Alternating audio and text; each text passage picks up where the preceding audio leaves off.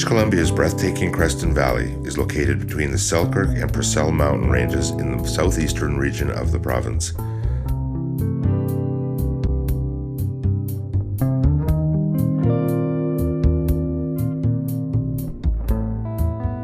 The Kootenay River originates in the Canadian Rocky Mountains, flowing south as it winds down into northern Montana, then west to Idaho before making its way north back up into Canada and the Creston Valley where it connects with the majestic Kootenay Lake. Fertile flatlands blanket the valley floor to the south of Kootenay Lake. The deep canyon further north was long ago filled with water, courtesy of the Kootenay River and the yearly snowmelt to form the lake we see today.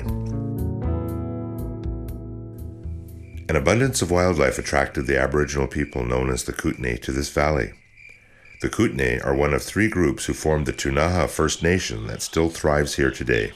They have been the main residents for an estimated 11,000 years, and evidence of their ancient culture can be found at many locations throughout the valley. The Kootenay are known for building what is known as the Kootenay canoe, made from a single piece of white pine bark laid over a frame of cedar strips and maple ribs. It's bound together by cedar root or wild cherry bark. The joints and knotholes are filled with a substance made of the pitch of ponderosa pine or Douglas fir. These fishing vessels are unique in North America, but are similar to canoes found in Northern Asia. Today, the Kootenay people keep their traditions and history alive through education and storytelling. In May of 1808, an explorer working for the Hudson's Bay Company, along with his team of 4 voyageurs, became the first Neo-Europeans to discover the Creston Valley. They were following the Kootenay River through the Rockies as they searched for a water route from the Hudson's Bay to the Pacific Ocean. That explorer, David Thompson, was a trained cartographer who took many notes about the valley and its inhabitants. His writings led to more explorers coming into the area. Eventually, mining prospectors from Idaho, Washington, and elsewhere arrived seeking their fortunes from the precious metals found in the area. The British established the Dewdney Trail in 1865. This was a land-based route from the west coast, starting from the Vancouver area, heading east to the gold fields across southern British Columbia. You can still walk along parts of the trail in the Creston Valley today. The area of the Creston Valley just north of the Idaho border was once a floodplain that turned into a mosquito-infested marsh every spring. The first attempt to reclaim the land began in 1883 by William Adolph Bailey Groman and ended in failure.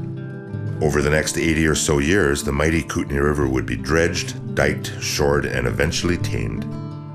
These flatlands became the breadbasket for eastern British Columbia, providing the large-scale grain production necessary for raising livestock. Grain elevators can still be seen in the valley today. There are very few grain elevators in all of British Columbia. Today, an ingenious system of channels and gates controls water flow through the valley. This system is maintained by the Creston Valley Wildlife Management Area. The management area is unique.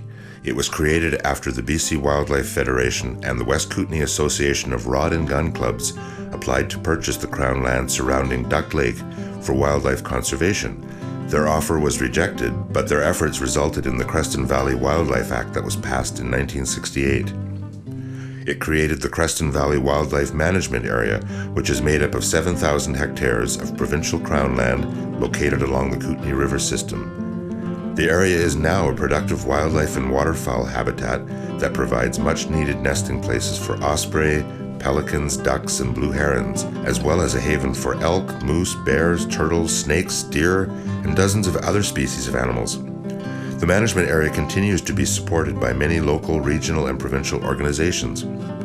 The Creston Valley Wildlife Area is a Ramsar-recognized wetland of international importance and home to literally hundreds of bird species.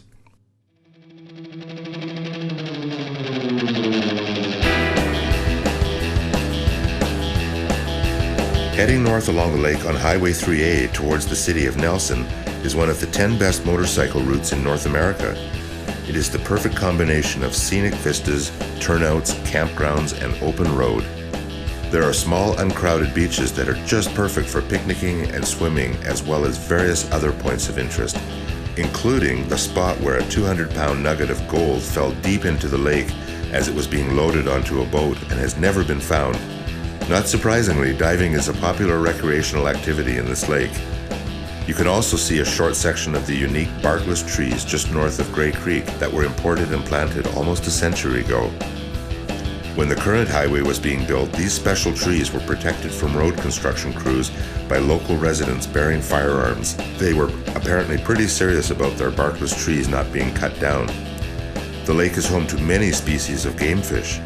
There is also plenty of wildlife along the highway, including the occasional grizzly bear. Off in the distance, you can see the mountain that's home to the famous Kokanee Glacier. The road eventually brings you to the longest free ferry ride in North America. The 35-minute trip from Crawford Bay on the east side of the Kootenay Lake to Balfour on the west is a scenic adventure in itself. The ferry operates year-round and can handle all sizes of vehicles. Agriculture has long been an important economic engine for the Creston Valley. The valley has a temperate climate with relatively sunny, stable weather and excellent soil. The long growing season is due in no small part to the weather being moderated by the deep waters of the vast Kootenay Lake. The original market gardens provided produce from growers to the miners, railway workers, tradespeople, and others engaged in local development. By the mid-1920s, the valley was famous far and wide for its strawberries. These and many more varieties of fruit were being exported to numerous places beyond the valley. The alfalfa grown here is of excellent quality due to the soil's high mineral content, and this means excellent quality dairy products. Local cheese is popular. Creston is home to the largest asparagus farm in the interior, with approximately 600 acres in production. Other commercial crops include potatoes and, of course, fruit from the region's abundant and thriving orchards. Beans, peas, squash, carrots, lettuce, garlic, tomatoes, and vegetables of all kinds find perfect growing conditions in the valley. The Creston Valley got its first winery a few years ago, and more vines are being put in at various locations throughout the valley. Horses are commonly seen on area farms.